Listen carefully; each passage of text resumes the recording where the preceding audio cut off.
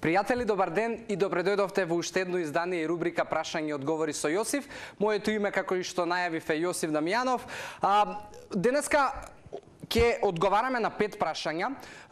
Вкупно има 10, но издвоив 5 затоа што сакам да одвоиме време и да дадеме поголема вредност за луѓето кои што ги поставија тие прашања, и сметам дека поголем дел од вас ќе најдат вредност и ќе ги интересира. За сите кои што се уште можеби лутате како тоа да го направите и како да ги поставите прашањата, може да го направите на профилите на социјалните мрежи. Инстаграм е мрежата на која што најактивно го правиме тоа и кај што има најголема интеракција, но се разбира тука и Facebook, Snapchat, може да го користите и хаштагот AskJosif без разлика на која социјална мрежа тоа најмногу го правите.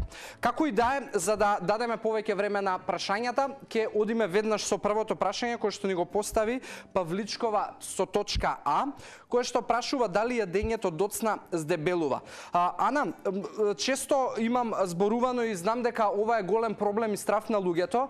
Прва работа, не знам што подразбираш под тоа што е доцна. Второ, не знам што значи јадење за тебе, но во секој случај знам длабоко што е суштината на твоето прашање, затоа што повеќето од луѓето, ако се работи за исхрана и за тоа како јас ќе изгледам, дали можеби ќе имам вишок на килажа и масти, подразбираат и се плашат дека јадењето после 6, јадењето после 8 може да им придонесе да покачат килограми, но тоа нема никаква врска, затоа што логиката е следна. Ако ти можеби последен оброк имаш во 6 и заспиваш во 2 сат, ти имаш цели 8 часа кои што едноставно не јадеш ништо, и тоа воопшто не е правилно. И кога тогаш, дали за недела 2 или 3, ќе се откажеш од тој концепт. Затоа не е прашањето дали е доцна, туку прашањето е што јадеш можеби во поплавдневните и вечерните часови кога не си толку физички активна и кога немаш големи трошоци на калории. Не се плаши да јадеш доцна, можеби најдоцниот оброк треба да ти биде 2 сати, 2,5 часа пред